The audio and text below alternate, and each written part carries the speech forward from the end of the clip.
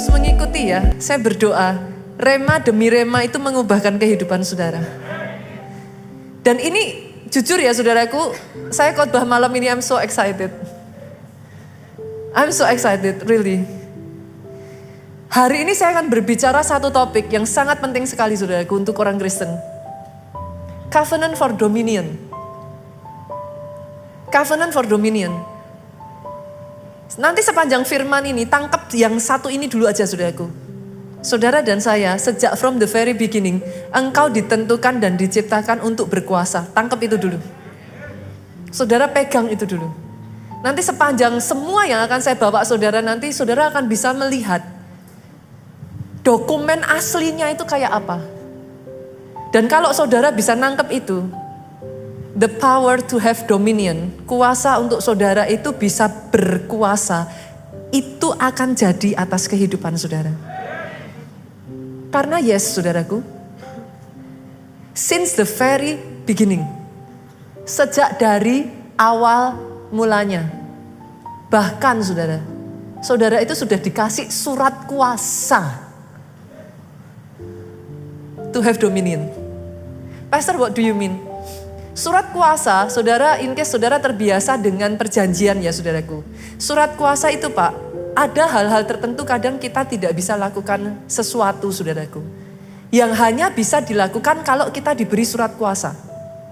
Ketika saudara diberi surat kuasa yang tadinya kau gak punya otoritas atau wewenang, engkau gak berhak, engkau gak bisa. Tapi kalau saudara pegang surat kuasa itu, apa yang tidak bisa jadi bisa. Yes, engkau punya wewenang, engkau punya hak, engkau punya power untuk exercise atau melakukan sesuatu yang tadinya engkau gak punya. 1 bulan ini saudaraku kita sudah belajar, Alkitab saudara, your Bible is the book of covenant.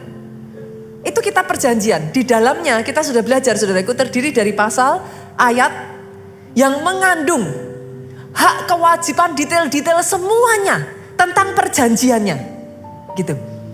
Oke, tangkap ini dulu ya saudaraku.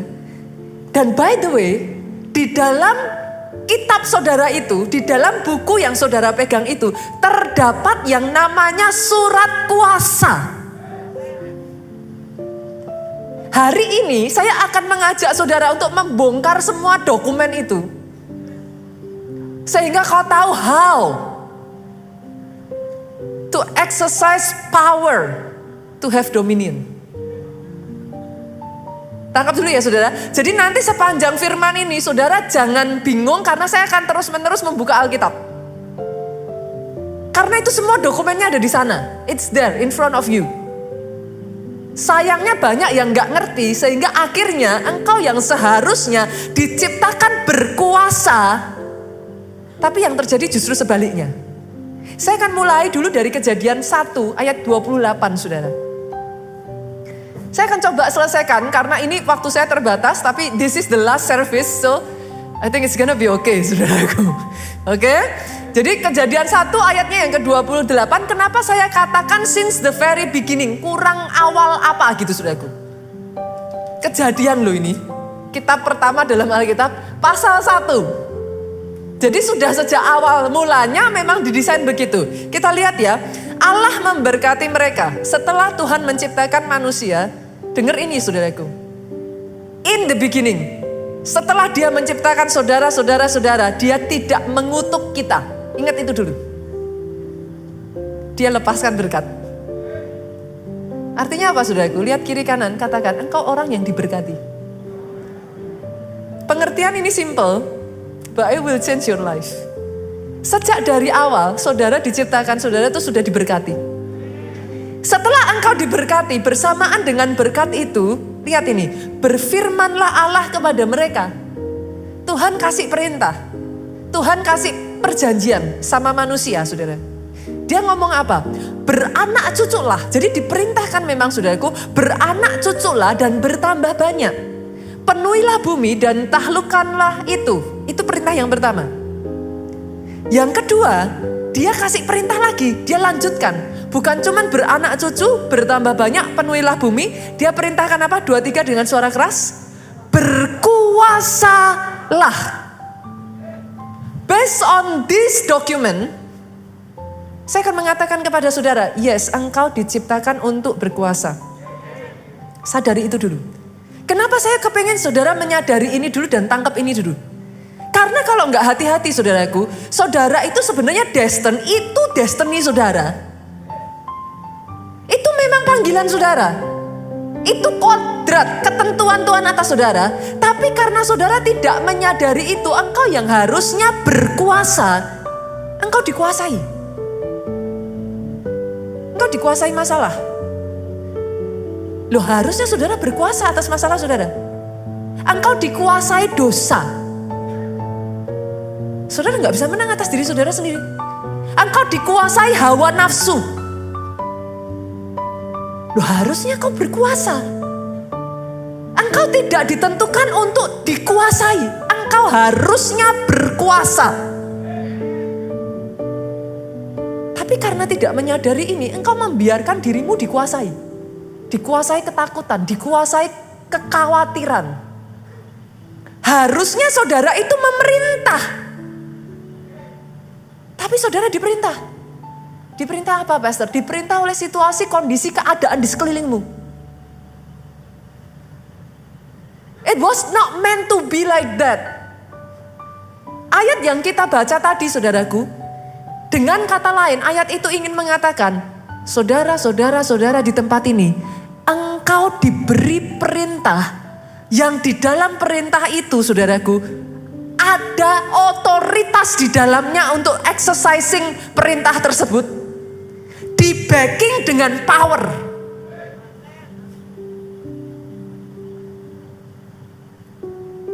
Doa saya ketika kau tahu kebenaran ini ya, sejak dari hari ini. Tidak lagi dikuasai masalah. Put an end to it. Enough. Jangan terus ada dalam keadaan tidak berdaya. Banyak orang Kristen hidup ya terus-menerus diatur oleh masalahnya, terus-menerus diatur, terus-menerus jatuh bangun. Oh, hidup tapi seolah-olah kayak gak punya power, powerless. Itu sebabnya hari ini saya harus mengatakan kepada saudara, you gotta know, saudara harus tahu siapa jati diri saudara. Sadari, diri saudara itu sebenarnya siapa? Karena kadang saya melihat ya saudara, you look down, saudara itu melihat terlalu rendah terhadap dirimu sendiri. What you are capable of gitu. Saya ajak ya, tadi dokumen pertama kita sudah buka ya saudaraku. Semua yang saya katakan kepada saudara, ini adalah dokumen-dokumen covenant for dominion. Ini semua dokumen perjanjian untuk saudara have power. Saya akan ajak lagi saudara masuk mengakses dokumen berikutnya. Kita lihat Yohanes pasalnya yang pertama ayatnya yang ke-12. Ini dokumen penting ini saudara. Jangan sampai tercecer dan jangan sampai hilang dokumen yang satu ini. Tetapi semua orang yang menerimanya. Boleh saya tanya dulu sampai di sini? Tetapi semua orang yang menerimanya. Berapa banyak dari saudara di tempat ini yang menerima Yesus sebagai Tuhan dan Juru Selamat atas hidup saudara? Lambai-lambaikan tangan saudara, kita beri tepuk tangan yang paling meriah buat Yesus Tuhan kita. Barang siapa yang menerima Yesus sebagai Tuhan dan Juru Selamat, which is you. Saudara di tempat ini, dengar ini. Diberi kuasa. Ini surat kuasa yang penting sekali saudaraku. Saudara harus tahu itu.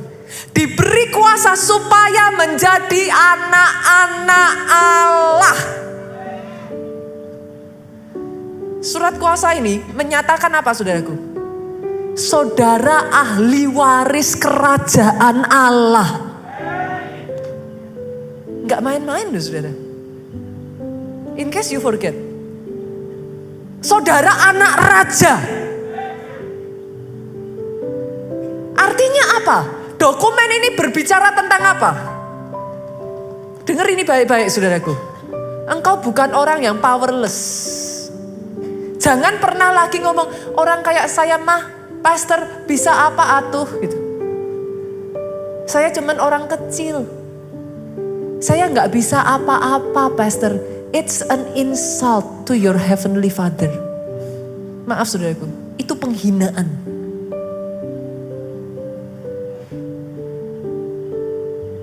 Akhirnya banyak anak Tuhan yang harusnya bisa didestiny, punya kodrat, dibawa besar jadi nggak bisa. Kenapa? Saudara terus berkata pada diri saudara, aku mah apa? Aku bisa apa? Aku cuman orang kecil, aku orang yang selalu gagal. No! Engkau anak-anak Allah.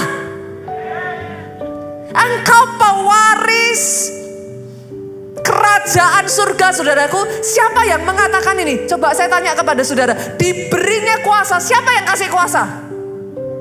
Sang pencipta langit dan bumi itu kasih saudara surat kuasa yang menyatakan engkau ahli waris. Sejak dari hari ini sadari saudaraku. Ketika kau menghadapi masalah, gak usah jauh-jauh lah. Saya berbicara tentang backup surga. Saudara di tempat ini berapa banyak yang punya anak? Boleh lambaikan tangan? Oke, turunkan tangan saudara. Kalau anak saudara diganggu, maju gak papa mamanya? Saudara ini anak raja loh. Yang membackup saudara itu kekuatan dari kerajaan yang menyatakan saudara sebagai anak. Kalau saudara diganggu, saudara tidak sendiri. Tahukah saudara kenapa seharusnya masalah itu bukan jadi masalah buat anak-anak Tuhan? Karena memang sejak dari awal, masalah tidak didesain menghancurkan anak-anak kerajaan Allah. Sejak dari awal, masalah didesain itu jadi mainan saudara dumbbell ini loh. Kenapa? Because you have power over your problem. Engkau bisa memerintah atas masalah saudara. Your problem is no longer a problem anymore. It was meant to be like that at least in the beginning. Bukan saja saudara, ini akan jadi lebih menarik ya saudara. Saudara bukan hanya anak-anak kerajaan Allah, lihat. Kita buka lagi ya, 1 Petrus 2 ayatnya yang ke-9. Tetapi kamulah bangsa yang terpilih. In case saudara tidak menyadari, saudara ini chosen generation. Saudara ini generasi pilihan. Chosen generation. Royal priesthood. Imamat yang rajani. Imamat itu apa saudara? Imamat itu imam. Imam itu apa? Pelayan Tuhan. Tapi bukan sembarang imam. Saudara, imamat rajani. Rajani itu apa? Raja.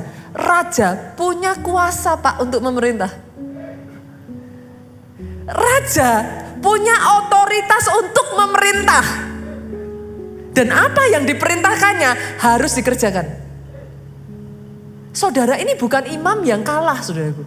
Saudara bukan imam yang tunduk terhadap masalah. Saudara bukan imam yang mengikuti kehendak daging saudara. Kalah dengan hawa nafsu saudara. No, engkau imamat rajani. Masalahnya saudara, saya harus mengatakan ini kepada saudara. This is a hard truth, saya tahu. Iblis itu gak pernah takut sama orang Kristen yang ke gereja. Sorry saudara. Pastor kok bisa? Kan kita ke gereja. Ya buat apa gunanya saudara ke gereja nanti pulang nangis-nangis lagi tuh saudara. Kalah lagi. Terus kenapa kalau saudara ke gereja pulang jatuh lagi kok? Iblis takut sama orang Kristen yang tahu kebenaran. Dia takutnya sama orang Kristen yang tahu kebenaran. Kenapa saudaraku? If you know the truth shall set you free. Kenapa iblis paling takut sama orang Kristen yang tahu kebenaran? Karena lebih dari saudara, dia tuh tahu kebenarannya.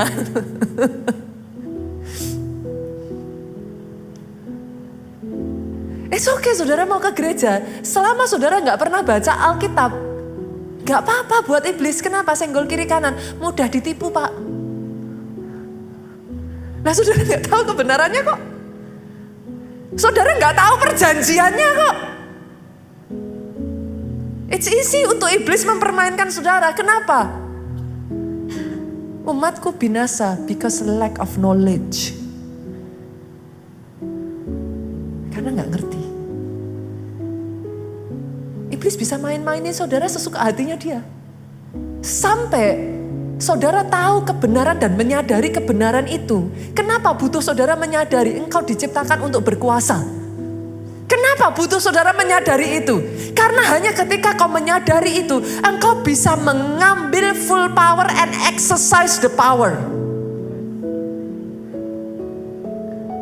Ketika saudara gak menyadari kebenaran itu, iblis dengan gampang mermainkan saudara. Masih ingat apakah saudara kurang belajar dari pengalaman sejarah? Pertama kali iblis mendatangi Adam dan Hawa, apa yang iblis katakan? Adam, Hawa, makanlah buah pengetahuan baik dan jahat ini. Kamu akan jadi seperti Allah. Bisa-bisanya tuh Adam sama Hawa kena tuh saudaraku. Ketipu tuh. Oh really? Aku mau. Sini. Loh. Kalau saudara baca ya, sejak dari awal itu sudah tertulis. Manusia diciptakan serupa dan segambar dengan Allah. Jadi Adam dan Hawa gak perlu makan tuh buah pengetahuan baik dan jahat untuk jadi serupa dengan Allah.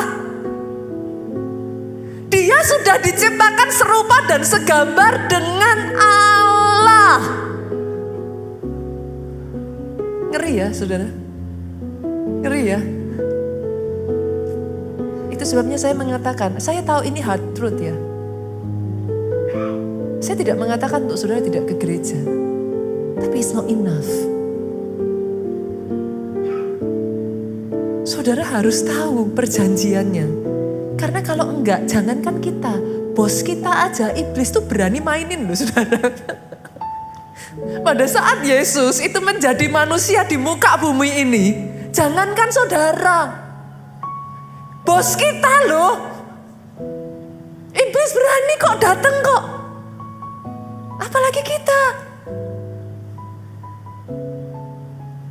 Tapi lihat apa yang dilakukan bos kita, saudaraku. Lihat apa yang dilakukan Yesus ketika dia didatangi oleh iblis. Dia nggak banyak bicara. Dia slow, dia mah slow aja, saudara. Dia selalu mengatakan apa? Ada tertulis. Ada tertulis. Saudara cukup menyadarkan iblis posisinya dia dan posisi saudara. That's it. Itu sebabnya saya mengatakan kepada saudara, kalau saudara menyadari sejak dari awal engkau diciptakan untuk berkuasa. Tidak boleh engkau dikuasai daging. Tidak boleh engkau dikuasai masalah. Itu illegal. Tidak sesuai perjanjian. Dan yang tidak sesuai perjanjian, kalau saudara diem ya nothing happen. Rumah saudara disewa, sesuai perjanjian, harus digunakan dengan baik. Rumah saudara dirusak, saudara diem. Ya saya mah bisa apa pastor? Saya mah apa pastor? Saya cuma orang kecil. Ya nothing yang akan terjadi. Tapi rumah saudara dirusak, bawa dokumennya. Saudara harus tahu perjanjiannya. Bawa dokumennya, tuntut hak saudara. Tunduklah kepada Allah, lawanlah iblis, maka dia akan lari daripadamu. Saya sungguh berdoa ya saudaraku ya. Pemahaman ini mengubahkan pola pikir saudara. Saudara tidak lagi tertunduk. Kalau mau tepuk tangan yang paling meriah saudara. Seharusnya firman Tuhan itu seperti ini saudara.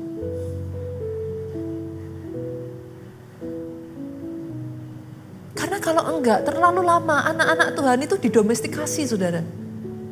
Apa? Domestikasi itu dijinakkan saudara. Dikerdilkan.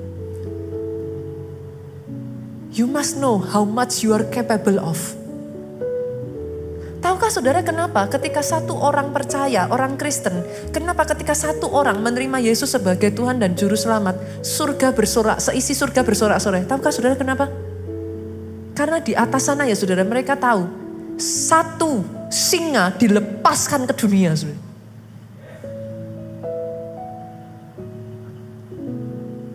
Nanti saya akan bukakan kepada saudara. Saudara harus tahu kuasa apa yang terkandung yang Tuhan berikan atas hidup saudara. Don't look down upon yourself. Engkau diberi kuasa menjadi anak-anak Allah. Hari ini saudaraku, saya akan membagikan kepada saudara. Karena kalau saudara tidak mengerti hal ini ya. Pernah dengar cerita anak Raja Wali yang dibesarkan di tengah anak ayam? Pernah ya? Saudara harus tahu yang namanya Raja Wali. Dia itu kalau sama badai, angin badai. Dia tuh dancing in the wind. Badai itu buat dia alat untuk dia justru bisa terbang lebih tinggi. Jadi Raja Wali itu gak takut dengan badai. Beda dengan anak ayam. Coba lihat anak ayam kalau ada badai. Apa yang dilakukan anak ayam? Lari, takut saudara. Jangan pernah menghindari masalah. Percuma. Masalah dengan kita itu seperti rel kereta dengan kereta api. Saudara mau lari kemana? Selama orang hidup pasti akan ada masalah. But it's okay. Sama seperti Raja Wali, dance with the wind. You will just fly higher. Saudara itu akan, badai itu membawa saudara itu bisa terbang lebih tinggi. Tapi kalau anak ayam, saudara itu cuma apa sih? Ceker-ceker di bawah tanah, berharap syukur-syukur puji Tuhan dapat 1-2 ekor cacing.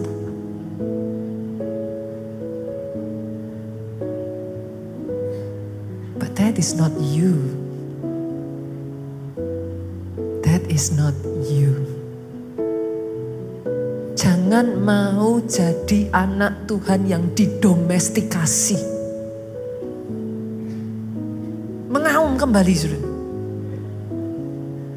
Surga aja tahu kok, satu orang bertobat, they rejoice. Mereka bersorak-sorai karena ada satu singa dilepaskan ke bumi. If you only understand the power He has given you.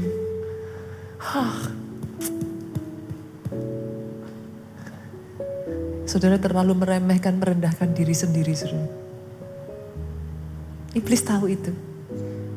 Itu sebabnya buat dia gak masalah engkau ke gereja. Jadi masalah kalau kau mulai menggali kebenaran firman. Saya sudah pernah katakan ini, kepikir gak kalau nonton drakor gak ngantuk toh? Baca firman dikit ngantuk toh? Loh saudara pikir itu kebetulan? Loh itu peperangan loh di alam yang saudara gak lihat. Ada banyak orang berpikiran dan berkata, gak usah lah udah baca-baca nanti kan besok minggu juga denger firman. Not enough. Not enough. Saya sudah pernah mengatakan ini saudaraku. Selama seumur hidup saudara, saudara tuh gak akan pernah bosan makan kan? Sama. Manusia bukan hidup dari roti saja, tapi setiap perkataan yang keluar dari mulut Allah. Kalau untuk makanan jasmani, saudara makan seumur hidup. Kenapa untuk makanan rohani cuma seminggu sekali? Dan saudara masih bertanya kepada saya, kenapa saya kok lemah ya Pastor? Itu bukan pertanyaan saudaraku. Dan gak makan kok. Saudara tanya sama saya, kenapa ya Pastor? Saya kok gak kuat ya ngadepin ini, kenapa ya Pastor? Ya simple, saudara makan cuma seminggu sekali. Itu aja kalau bener-bener makan saudara. Ada yang makannya masuk sini keluar sini kan. Gak jadi masuk gitu saudaraku. Gak jadi daging. Dan saudara masih bertanya kepada saya, kenapa ya Pastor? Kok saya gak bisa ya? Kok saya kalah ya? Ya kalah lah. Kurang makannya. Gak ada tenaga. Gak ada power. Hari ini saya akan membawa saudara. Kita akan belajar 6 poin saudaraku. bagaimana saudara exercise power, kuasa, dan otoritas ilahi itu ada dalam kehidupan saudara. Yang pertama saudara, kita lihat ya, ini syarat mutlak yang harus ada, ini syarat dasar, gak bisa saudara lewatkan. Lahir baru dalam Kristus. Tapi saya harus tekankan ini ya saudaraku, bedakan antara lahir baru dalam Kristus dengan KTP-nya Kristen. Beda loh. Bedakan lahir baru dalam Kristus dengan pergi ke gereja. Beda. Orang yang sadar power yang kau dapatkan di balik kelahiran baru, saudara tidak akan menganggap sepele ketika engkau menerima Yesus sebagai Tuhan dan Juru Selamat. Kalau engkau sadar apa yang terkandung, janji apa yang terkandung di dalamnya, kita buka Efesus pasalnya yang pertama, kita lihat ayatnya yang ke-18 sampai 21 saudaraku. Saya bacakan ya. Supaya ia menjadikan mata hatimu terang. Jadi tujuan dari ini ditulis saudaraku adalah mata hati kita itu terang. Matanya terang. Kalau matanya terang apa? Agar kamu mengerti. Kalau matanya gelap masih ada selubung, susah untuk ngerti. Ini ditulis supaya matamu itu terang. Agar mengerti. Mengerti apa? Pengharapan apakah yang terkandung dalam panggilannya. Saya akan ambil kata panggilannya dulu. Artinya saudara yang sudah terima Yesus sebagai Tuhan dan Juru Selamat. Orang-orang yang dipanggil. Loh, saudara itu orang-orang yang dipanggil. Orang-orang pilihan. Buat saudara yang dipanggil, tahukah saudara pengharapan apa yang terkandung dalam panggilan saudara itu? Ketika kau lahir baru, kau terima pengharapan apa? Engkau terima janji apa? Kita lihat ayat yang masih sama 18 saudaraku. Betapa kayanya kemuliaan bagian yang ditentukan bagi orang-orang kudus. Ada beda saudara. Sebab saudara perhatikan bahasa yang dipakai itu betapa kayanya. Bukan bahasanya itu bukan kaya gitu. Bedanya gini saudara.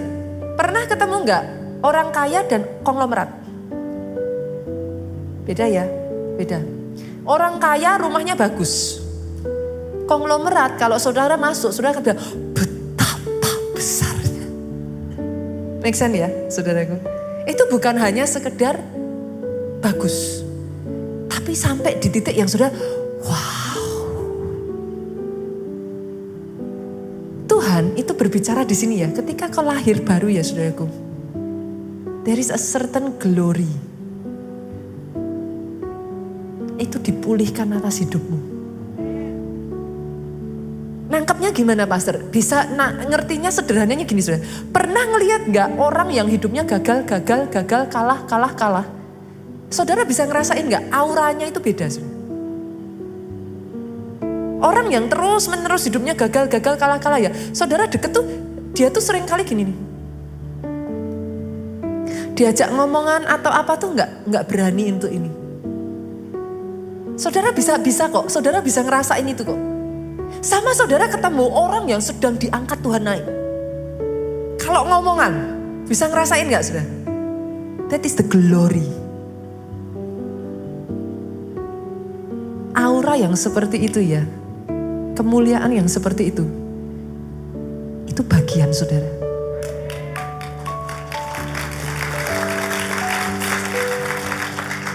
Sejak dari hari ini, jangan berjalan dengan muka tertunduk, lesu, seolah-olah engkau orang kalah.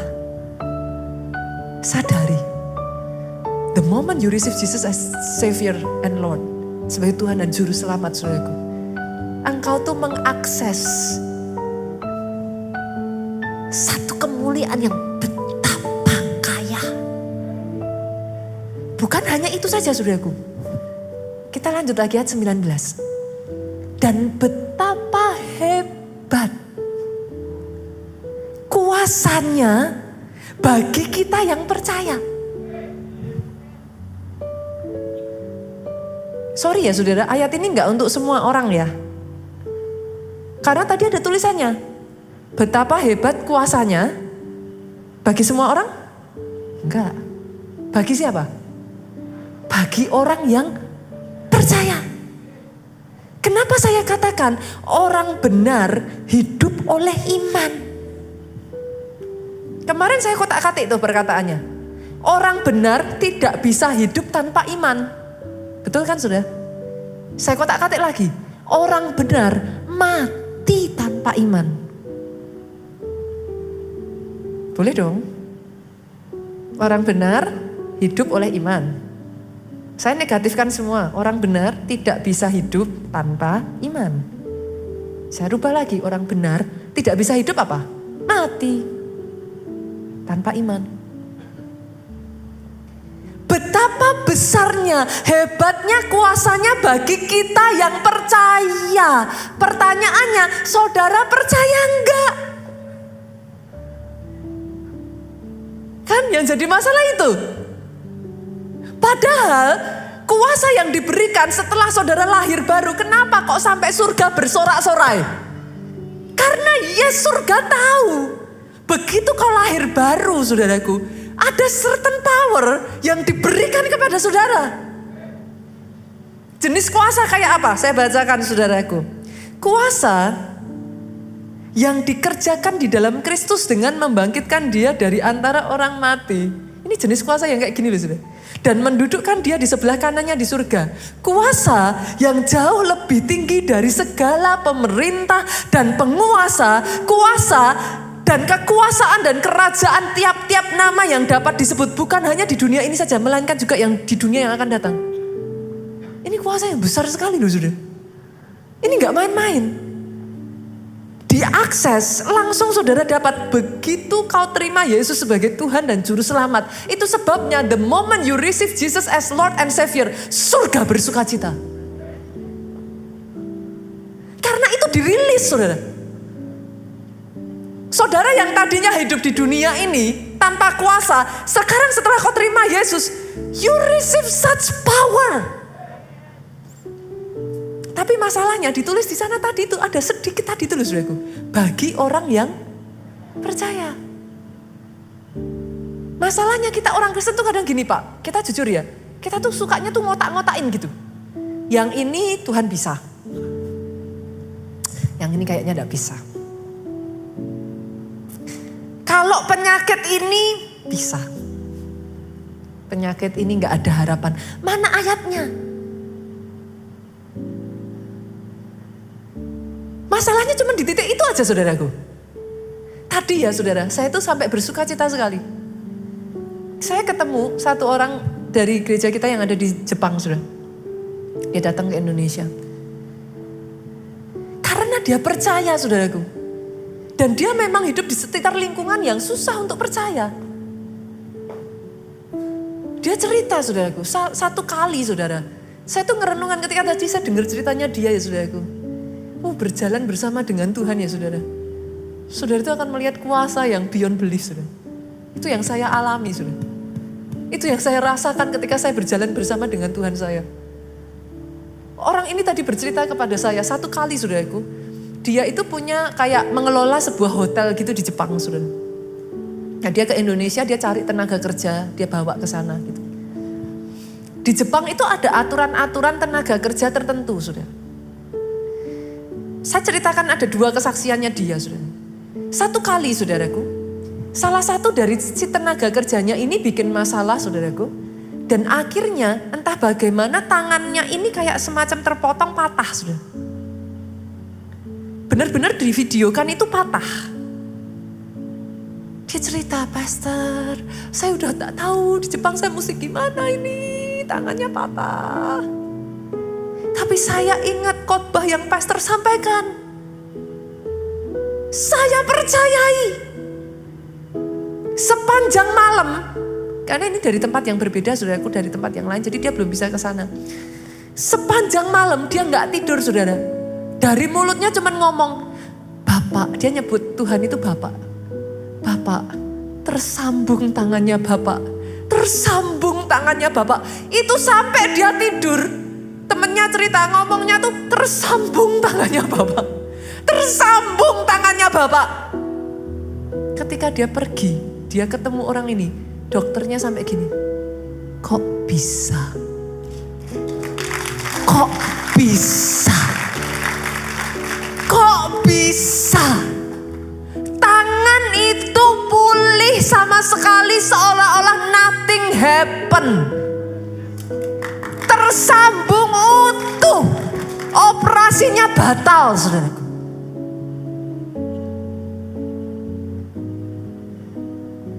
Bagi orang yang percaya. Saya nggak tahu apa yang saudara percayai. Bahkan sementara saya mengatakan ini pun ada sebagian dari saudara ngomong gini, kok bisa? Kebetulan kali pastor, dia cerita lagi saudara. Di Jepang itu ada salah satu hukum saudara yang menyatakan kalau orang kerja di sana sampai melarikan diri, perusahaan yang menampung orang ini itu didenda 2 miliar saudara. Sekali lagi, jemaat kita ini berdoa saudara. Tuhan, gimana caranya? Karena kalau enggak, dia bertanggung jawab atas perusahaan itu dan harus membayar 2 miliar atau selama 5 tahun enggak boleh ambil tenaga kerja dari luar negeri. Itu pilihannya saudara. Aduh, dia tadi cerita sama saya, pastor, saya tidak tahu. Yang saya tahu, saya cuma punya bapak saya punya bapak saya. Saya langsung ingat kata-kata pastor, doa puasa. Dia doa puasa saudaraku. Dia doa puasa. Dia minta sama Tuhan, kembalikan orang ini. Ownernya, teman-teman semua yang bekerja bersama dia ngomong sama dia, nggak mungkin, orang sudah lari kok. Nggak mungkin balik. Orangnya tuh sudah lari sebulan sudah. Nggak mungkin balik, nggak bisa, nggak mungkin. Dia berdoa, ditanya sama Tuhan, kamu minta apa? Tuhan tanya sama dia, saudaraku. Hari ke-7 dia berpuasa, Tuhan tanya, kamu minta apa? Tuhan, aku cuma minta kembalikan orang ini. Sempat terlintas di benaknya, saudaraku. Tuhan itu kayak bicara, orang yang orang ini tuh tangannya tuh suka megang dadanya gini, saudara. Apa mau dibalikin? Karena sakit jantung, gitu. Terus dia bilang, jangan Tuhan, jangan. Nanti kalau balik karena sakit jantung tetap harus dibawa ke rumah sakit gitu kan saudaraku. Terus dia bilang, kembalikan saja orang ini Tuhan.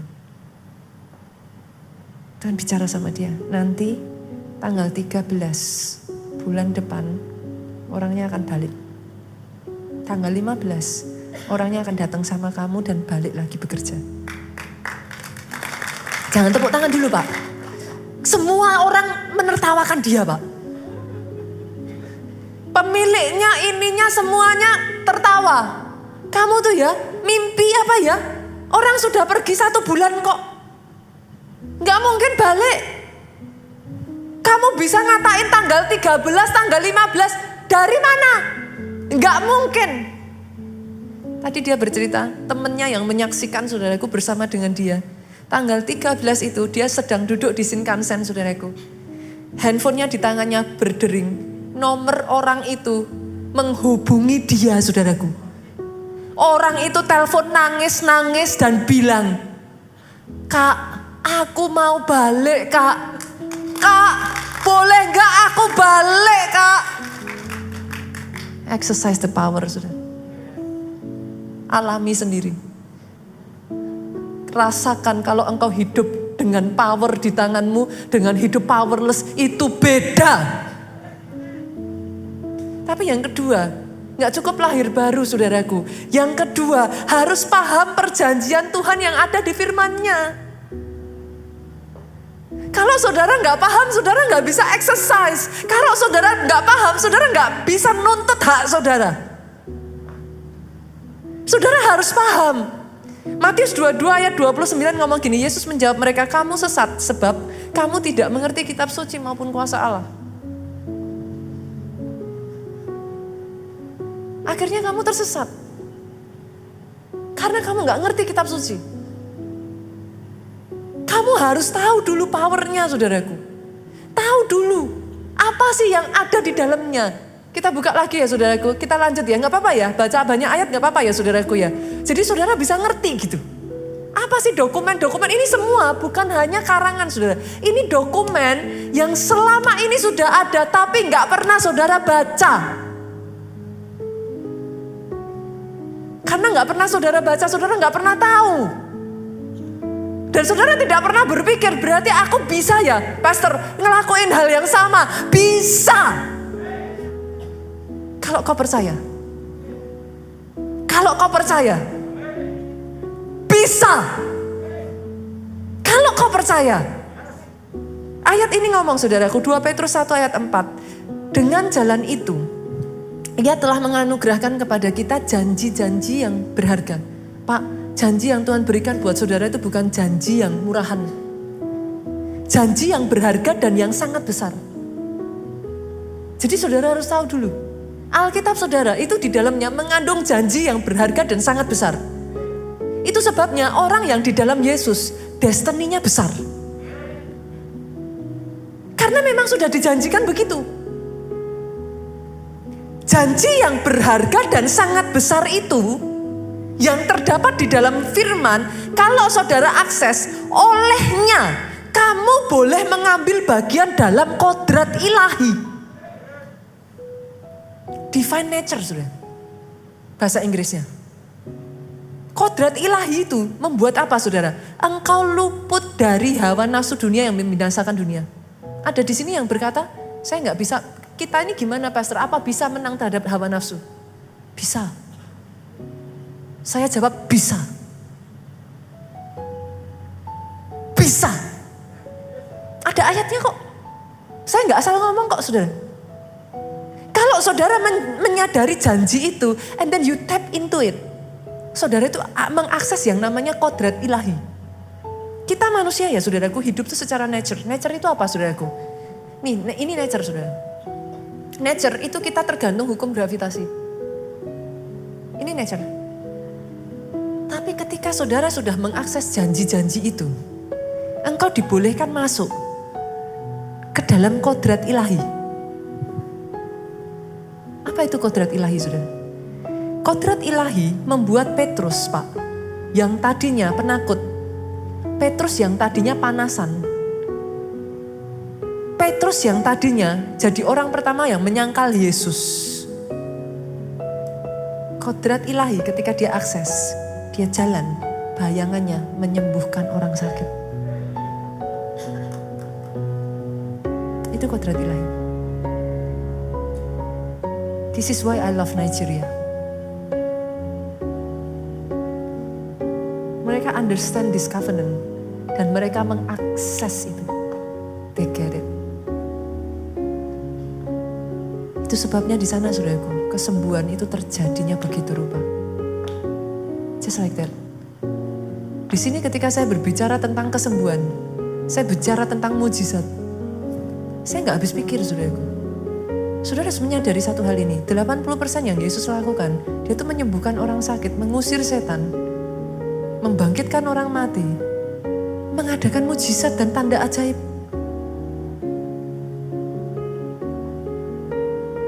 Bagaimana mungkin saya membungkam mulut saya untuk tidak menceritakan mujizat? That is what my Jesus do. Tapi jangan salah saudaraku. Jangan salah. Nanti saya akan bukakan kepada saudara. Sama-sama jadi orang Kristen ya. Saudara harus tahu kebenarannya. Karena ketika saudara mengerti kebenarannya, saudara bisa mengakses bukan nature yang manusia biasa gak bisa lakukan. Tapi saudara bisa masuk kodrat ilahi. Yang harusnya kau gak bisa, tapi kau bisa. Bukan hanya itu saja, kita masuk lagi ya. Kita lanjutkan ya, pastor, tapi bagaimana caranya? Saya bisa melakukan itu, ada syaratnya saudara. Ada syaratnya, nah ini. Tergantung saudara, semua itu tergantung saudara kok saudara. Di dalam perjanjian, itu tuh tergantung saudara. Satu hal yang membuat saya itu, apa ya saudaraku, angkat tangan dengan Nigeria adalah saya tahu. Di Nigeria itu, disitulah saya belajar. Everything depends on you. Itu tersedia. But depends on you. Mau nggak? Mau ngikuti nggak? Mau ngelakuin nggak? Kenapa? Syaratnya apa? Kita lihat saudara. Simpan ya ayat ini, Ulangan 17 ayat 18 sampai 20. Apabila ia duduk di atas tahta kerajaan, siapa yang duduk di atas tahta kerajaan saudara? Raja dong. Prajurit boleh duduk di atas tahta? Diusir saudara. Nggak bisa. Apabila ia duduk di atas tahta kerajaan, ini bicara office of a king. Posisi seorang raja saudara. Apabila dia duduk di atas tahta kerajaan, haruslah ia menyuruh menulis baginya salinan hukum ini menurut kitab yang ada pada imam-imam orang Lewi. Artinya kalau saya terjemahkan dengan bahasa kita saudara, haruslah dia punya Alkitab. Kalau dia mau duduk di atas tahta itu, kalau zaman dulu bukan Alkitab, Torah saudara. Salinan kitab. Nomor 1 Pak, haruslah dia punya Alkitab. Oke ya, gak apa-apa ya saudara, saya terjemahin gini supaya saudara nangkep ya. Maksudnya bagaimana? Lanjut lagi. Bukan cuman punya Alkitab, habis punya Alkitab apa saudara? Itulah yang harus ada di sampingnya. Saya tanya dulu, yang ada di samping saudara apa saudara? Itulah yang harus ada di sampingnya. Dan by the way, bukan cuma punya Alkitab, harus ada di sampingnya. Lanjutkan lagi ya saudaraku, 2, 3. Dan, boleh dengan suara keras bersama-sama 2, 3. Dan, haruslah ia membacanya seumur hidupnya. Wow. Kemarin kita belajar dari Ulangan 28 ayat 1 ya saudara, masih ingat ya? Kalau saudara mau mengakses blessing di ayat 2 sampai ayat 15, syaratnya apa? Dengar baik-baik. Lakukan dengan setia. Masih ingat ya? Kata setia di sini diterjemahkan dengan seumur hidupnya.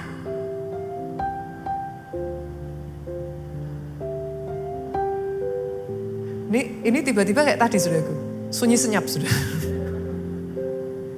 Pastor maksudnya gimana?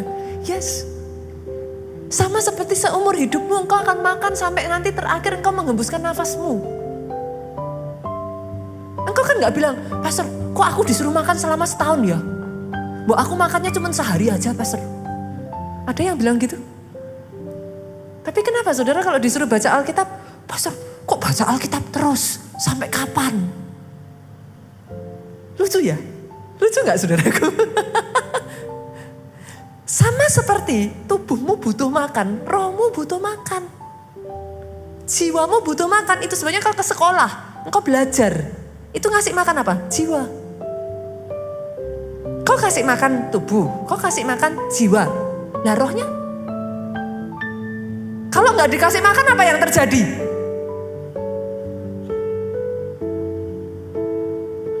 Gak heran saudara, ketika rohmu lemah, yang ngambil alih siapa? Kan tubuh kita ini terdiri dari apa? Roh, jiwa, tubuh. Kalau rohnya lemah, kan harus ada nakodanya dong. Siapa yang ngambil alih? Jiwanya. Jiwa terdiri dari apa? Pikiran, perasaan, kehendak. Buat yang perempuan jangan heran kau diombang-ambingkan perasaan toh. Kenapa? Simple. Rohmu gak kuat. Capek gak? Capek. Hidup kayak gitu tuh capek. Kenapa? Lah rohnya lemah, gak dikasih makan terus kok. Kok saudara bingung? Ya yang ngambil alih yang kuat. Yang kuat tinggal yang mana? Kalau yang kuat pikiran, ya pikiran yang ngambil alih. Kalau yang kuat kehendak, ya akhirnya terus hidup dalam dosa terus kau gak bisa mengendalikan dirimu. Sampai titik tertentu, kalau saudara maaf saudaraku, melihat yang di luaran sana kadang saudara bisa mengerti yang saya maksudkan. Jiwanya juga sudah lemah, yang ngambil alih apa? Tubuh. Ugly itu saudaraku. Sudah tidak lagi punya ini saudara, rohnya sudah sampai di titik ambang batas, jiwanya sudah di ambang batas, yang ngambil alih itu tubuhnya dia. Tapi pastor saya nggak ngerasa apa-apa tuh, nggak ngerasa sampai ada masalah saudara. nanti ketika masalah datang, itu saudara akan tahu dengan fondasi apa engkau dibangun rumahmu. Pasir atau batu karang. Nanti kelihatan kok saudara. Ketika masalah datang, lihat aja. Saudara lihat, panik. Saudara, kalau rohmu kuat, kokoh loh saudara. Kokoh. Saya tuh paling seneng lihat orang-orang yang rohnya kuat. Kenapa? Ngadepin masalah, gak goyang dia. Getar ada pasti, gentar ada, takut ada. Tapi habis itu pasti bisa. Harus bisa. Bersama Tuhan pasti bisa. Jangan menyerah, jangan mundur, maju terus. Kenapa? Rohnya kuat, dia bisa nopang perasaan dan pikirannya dia. Dia bisa menghandle itu, dia bisa contain it. Gitu. Sama pandemi kerasa gak saudara? Kadang ada waktu-waktu tertentu kita tuh bisa panik tuh. Tapi kalau rohmu kuat, itu bisa di-contain. Rohmu tuh bisa mengendalikan itu. Tapi kalau rohmu gak kuat saudara, buyar, udah habis. Saudara bisa panik, saudara bisa kayak yang dicekam ketakutan begitu rupa. Saudara. Kenapa? Rohnya. Itu sebabnya dikatakan harus dibaca terus seumur hidup. Tapi masalahnya gak berhenti sampai situ tuh saudara. Tak lanjutin ya, saya lanjutin ya saudara. Dibaca kenapa? Untuk belajar takut akan Tuhan Allahnya dengan berpegang pada segala isi hukum dan ketetapan itu. Nah ini, boleh gak dibaca dengan suara paling keras? 2, 3. Untuk cuma satu yang baca sebenarnya. Untuk dilakukannya. Jadi Alkitab untuk dilakukan. Coba senggol kiri kanan. Alkitabmu dipakai tidur atau dilakukan?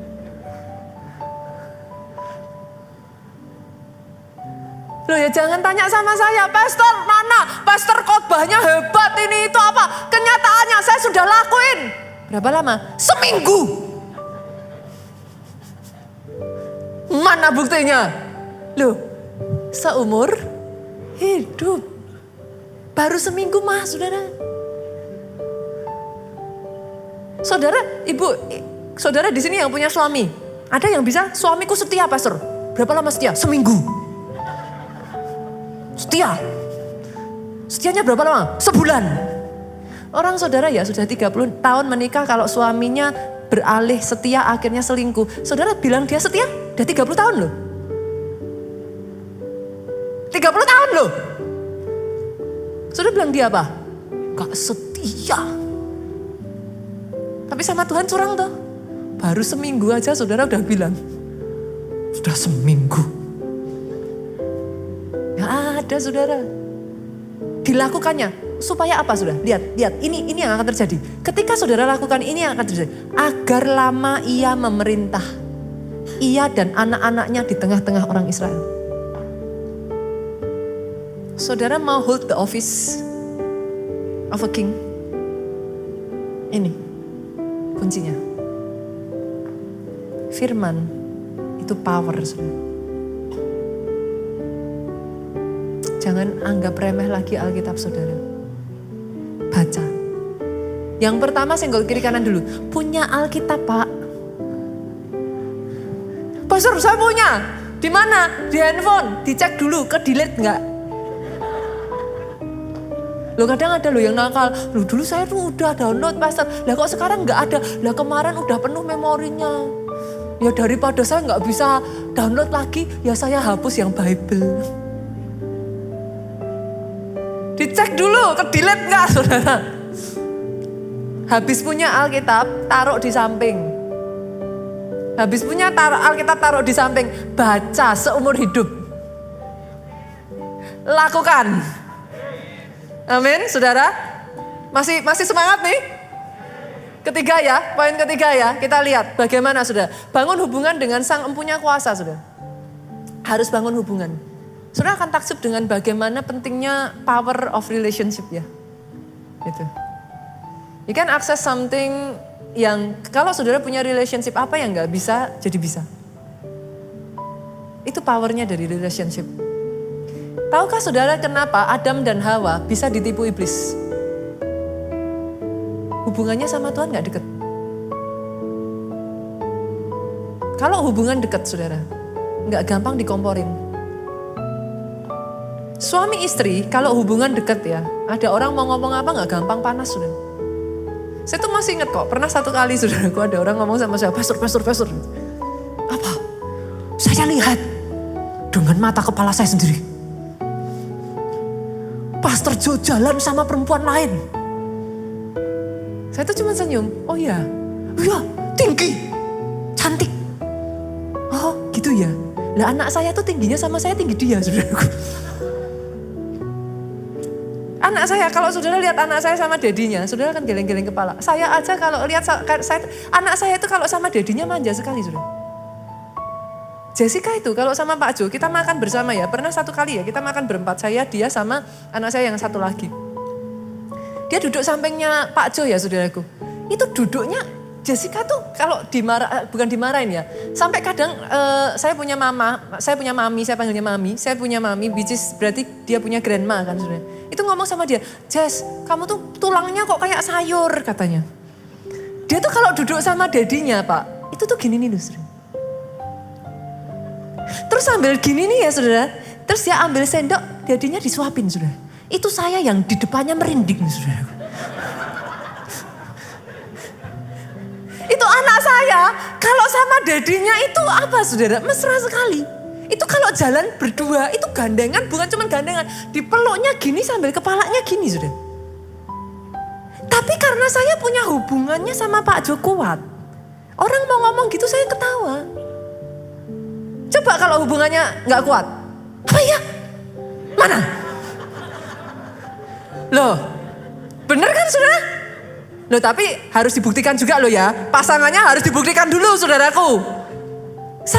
Sama Tuhan juga sama. Kalau hubunganmu sama Tuhan kuat, dikomporin iblis gak kena. Gak kena. Tapi kalau hubunganmu sama Tuhanmu gak kuat, iblis ngomong, mana katanya udah pelayanan, apa, dapat apa. Saudara malah, iya ya. Orang Kristen gak ada bedanya. Betul. Saudara bisa mengerti maksud saya? Hubungan mesti kuat. Kalau enggak, iblis tuh gampang sekali loh. Jadi orang ketiga. Nah, boleh ya? Bapak Ibu boleh ya? Periksa dulu. Coba kita lihat Filipi 3 ayatnya yang ke-10 yuk kita baca. Filipi 3 ayatnya yang ke-10. Yang ku kehendaki, nah ini coba dicek ya. Yang saudara kehendaki apa? Coba dicek. Yang ku kehendaki ialah mengenal dia dan kuasa kebangkitannya. Ini Paulus ngomong. Yang aku pengen adalah mengenal dia dan kuasa kebangkitannya. Saya tanya nih sama saudara. Saudara datang ke sini, saudara pengen apa? Aku pengen sembuh pastor, gak salah. Aku pengen diberkati pastor, gak salah. Aku pengen dapat mujizat pastor, gak salah. Tapi Paulus ngomong, yang ku kehendaki ialah mengenal dia dan kuasa kebangkitannya. Lanjut saudara. Ini saya tahu buat orang Kristen kepengen di-delete ini saudaraku, ayat ini. Dan persekutuan dalam penderitaannya. Ada amin? Keluarga Allah luar biasa saudara. Ada amin loh. Sering kali kalau saya bacakan ini orang Kristen mundur. Yang ku kehendaki adalah mengenal kuasa penderitaannya. Ngeri ya saudara. Tahukah saudara, gak semua penderitaan tuh gak baik loh. Sebaliknya gak semua berkat itu baik. Sorry ya saudara. Rasul Paulus ngomong yang ku kehendaki ialah mengenal dia dan persekutuan dalam penderitaannya. Ini lebih lagi nih saudara, lebih seru lagi nih saudara. Sudah rasanya pengen delete yang ini saudara. Di mana aku menjadi serupa dengan dia dalam kematiannya. Habis saudara. Menjadi serupa dengan dia dalam kematiannya. Maksudnya gimana? Orang mati gak bisa tersinggung. Pernah dengar orang mati tersinggung?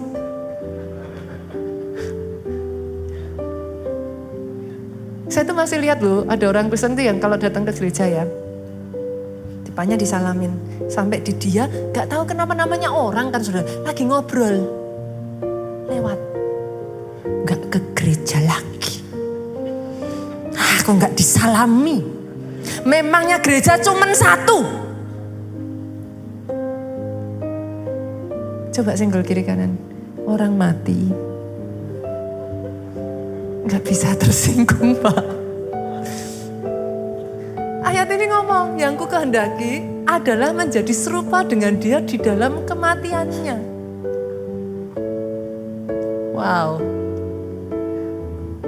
Saya tuh berdoa ya saudaraku, benar-benar dari tempat ini ya, lahir orang-orang Kristen ya, yang karakternya matang saudara.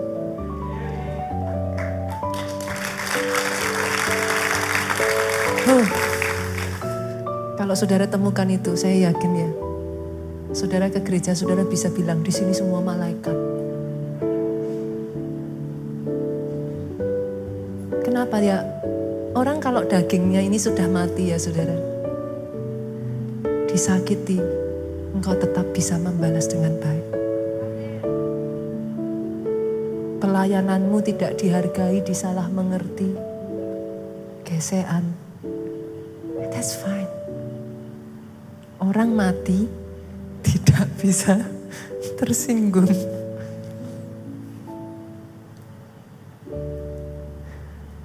Kalau masih hidup dagingnya, jangan heran saudaraku.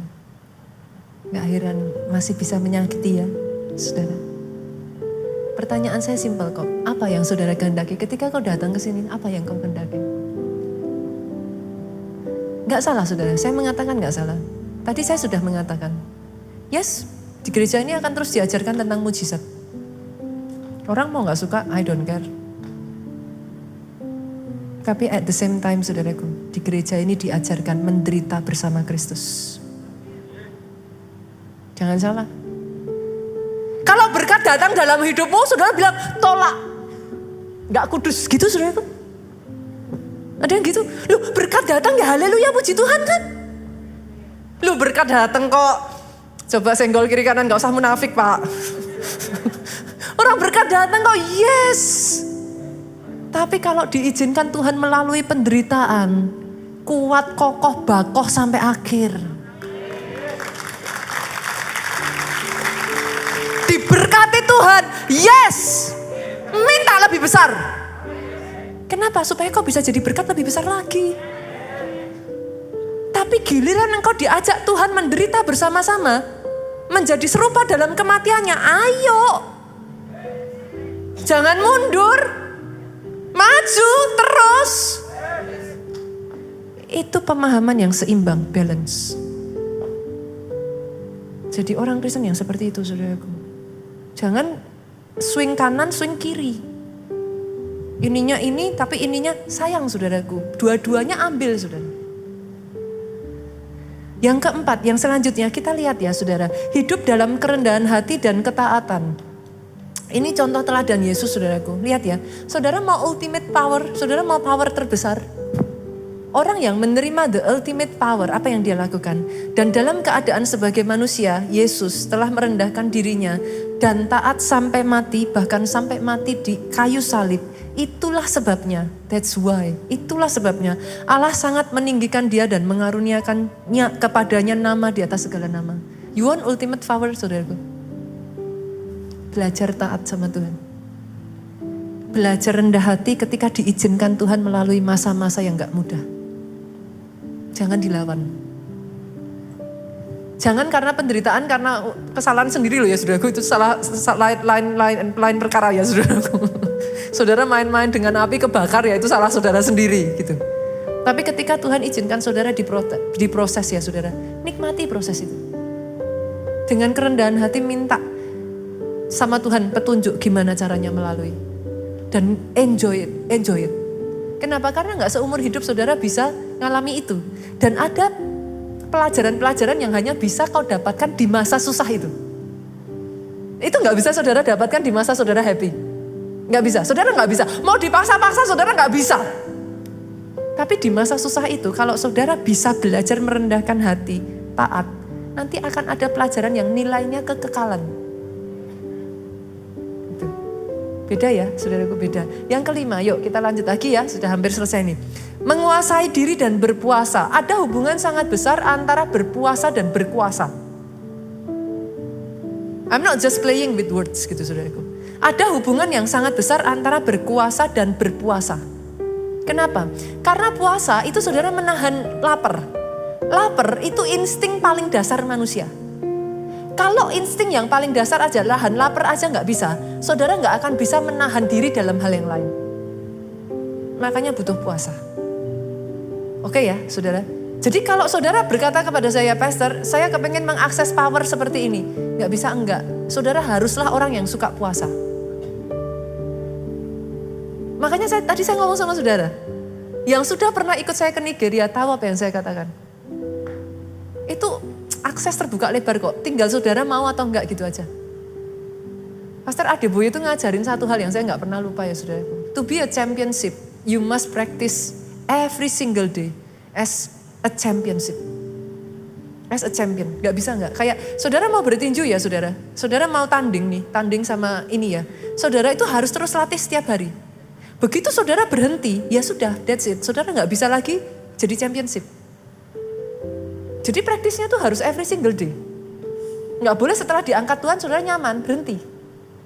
Doanya berhenti, puasanya berhenti, that's it. Itu harus sesuatu yang harus terus saudara. Every single day jangan lengah. Jangan lengah, terus. Kenapa? Karena ingat ini, iblis itu berkeliling. Saya kemarin ngomong, iblis tidak maha tahu.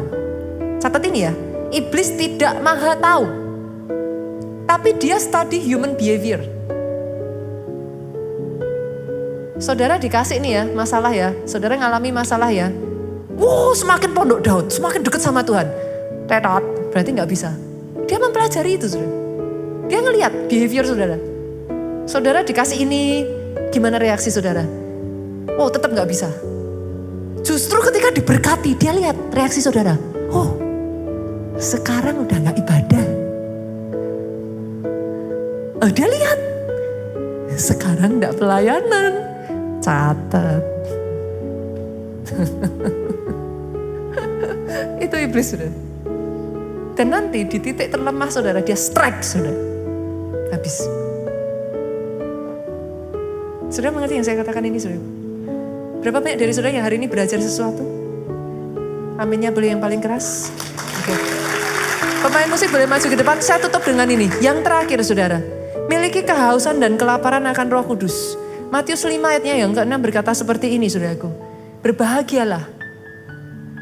Blessed are those. Bahasa Inggrisnya itu bukan berbahagia. Diberkatilah.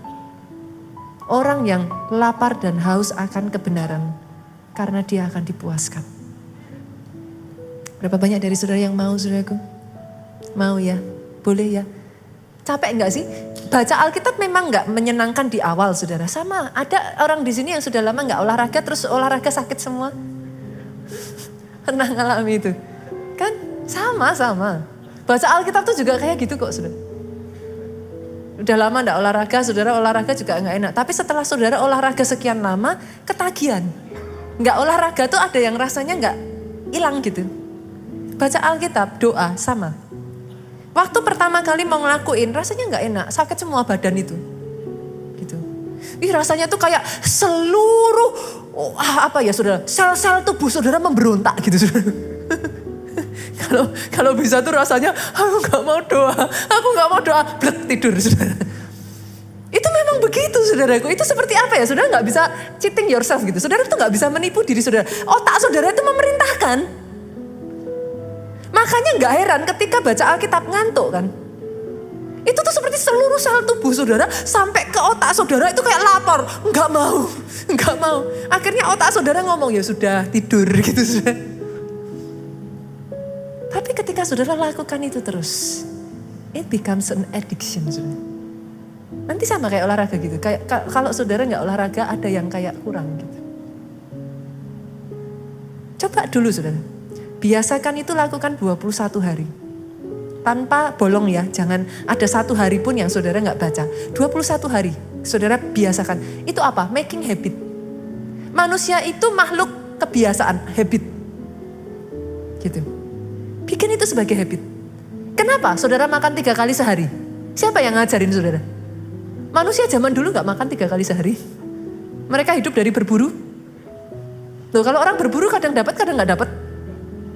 Bisa mungkin berapa hari gak makan, hidup kok. Siapa yang ngajarin saudara makan sehari 3 kali? Kan dari bayi tuh. Dibiasain orang tua kan? Coba kalau dari bayi gak dibiasain mandi, gak mandi? Dari bayi dibiasain mandi aja setelah kuliah gak mandi kok saudaraku. Saudara anggap yang saya maksud kan? Make it a habit. Kalahkan saudara. Kenapa? Nanti saudara akan membutuhkan itu di masa-masa sukar. Bukan hanya di masa sukar, saudara akan membutuhkan itu untuk berkuasa. Grow in power.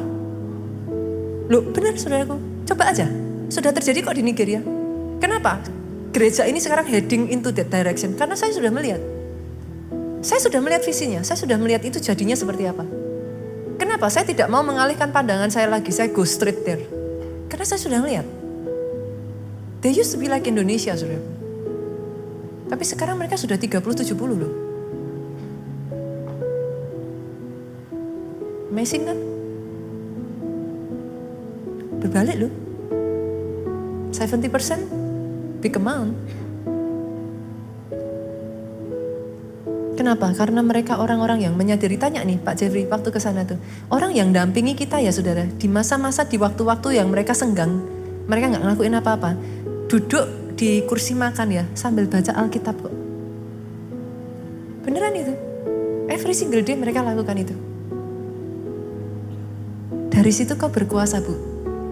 Ngadepin masalah gak goyah Bu. Mantep. Rumah tangga kokoh. Saudara akses saja. Jangan nanti gini ya saudara. Karena firman Tuhan di gereja kita ini kan tiap bulan. Nanti besok bulan depan udah ganti tema loh saudara. Jangan nanti ganti tema. Jangan perjanjian selesai. Enggak. Lakukan terus. Dan nanti saya pesan dulu loh ya. Jangan pilih-pilih. Ayo. Kemarin firmannya apa? Lakukan seluruh. Jangan tadi kaitan dengan penderitaan. Skip, delete. Nggak usah di print. Nanti kalau saudara seperti itu ya, saudara nanti nggak whole, nggak utuh gitu. Saudara dapatnya cuma secemong, ya akhirnya dapatnya ya segitu doang. Tapi saya berdoa ya, if you know the truth, kalau kau tahu kebenaran, kebenaran akan memerdekakan engkau. Indeed, engkau ditentukan untuk berkuasa.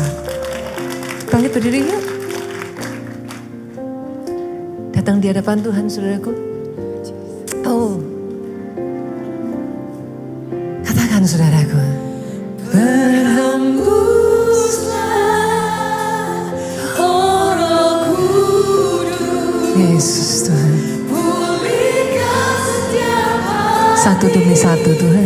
Yang terbuka bagi satu demi satu. Yes. Kuasa-Mu atas kami Tuhan. Kuasa-Mu atas kami. Berhembusan penuhi hati. Saudara, mau gak saudara hidup terus saudara diizinkan Tuhan ngalami hal-hal yang extraordinary? Mau? Ada satu cerita, Pak Jo pernah cerita gak ya? Kayaknya pernah cerita ya. Jangan hidup dengan natural saja saudara, boring, nggak seru. Pastor Yonggi Jo pernah punya jemaat saudaraku, jemaatnya ini kecurian, pernah diceritain Pak Jo? Belum? Jemaatnya ini kecurian saudaraku, dan pencurinya tuh ngambil sejumlah besar uang. Datanglah dia sama pendetanya, Pastor Yonggi Jo bilang, kamu ambil doa puasa, naik ke atas bukit doa, perintahkan untuk pencurinya ngembaliin uangnya. Saya tahu di benak saudara akan ada sebagian dari saudara ngomong gini, enggak mungkin pastor, mana mungkin, jadilah kepadamu sesuai. Dia lakukan apa yang dikatakan Pastor Yonggi Jo, dia naik ke atas bukit doa, dia puasa Pak. Setiap hari dia perintahkan, ini loh saudara exercise. Bagaimana cara power itu di-exercise. Saudara kalau sama orang yang di bawah saudara, saudara mau memerintah. Apa cara saudara memerintahnya gini? Dilakuin enggak saudara? Gimana cara saudara merintah? Pakai ini. Bi, tolong ambilin. Diambilin kok nanti saudara. Tapi kalau saudara enggak pernah pakai perkataan ini, sudah ada, sudah dikasih, tapi enggak dipakai. Ya nggak bisa. Mau sampai kapan saudara sama bibinya? Ya nggak bisa. Saudara harus gunakan kuasa perkataan. Orang ini naik ke atas bukit doa, dia berpuasa, dia perintahkan, kembalikan uang saya, kembalikan uang saya. Tanpa disadari saudaraku, hari itu dia naik bukit doa, istrinya diketuk rumahnya. Ternyata yang mencuri tadi malingnya saudara. Mau balikin uang. Istrinya bingung loh, kok ngembaliin uang? Dia cerita, ini uang ada penunggunya katanya. Setiap kali uang yang lain kalau dia nyuri ya sudah dipakai. Kalau uang yang ini mau dipegang, itu kayak ada roh maut mau nerekam dia katanya. Dia takut, gak diambil. Itu terjadi berulang kali. Sampai akhirnya dia berpikir percuma nih uang. Dia kembalikan uang itu saudaraku. Saudara sudah pernah dengar cerita-cerita kisah yang saya lakukan, saya terjadi dalam hidup saya sehari-hari saya? Boleh nggak sih itu bukan dari kata orang tapi kau alami? Berjalan dengan Tuhan tuh seindah itu loh. Jangan dari kata orang, alami saudaraku dalam kehidupan saudara. Berapa banyak dari saudara yang mau? Angkat kedua tangan saudara. Diberkatilah saudara oleh Tuhan. Diberkati keluargamu oleh Tuhan. Keluar masukmu, baik engkau duduk, engkau berdiri, engkau tidur, you are blessed. Di tangan kananmu saudaraku umur panjang, sehat sesehat-sehatnya, masa depanmu kilang gemilang, engkau tidak pernah kering dengan kesaksian akan betapa baiknya Tuhan itu. Pulang saudara dengan membawa sukacita, damai sejahtera Allah Bapa, cinta kasih Yesus Kristus, persekutuan dengan rohnya yang kudus yaitu Roh Kudus sekarang sampai selama-lamanya. Engkau yang diurapi katakan dengan suara yang paling keras, amin.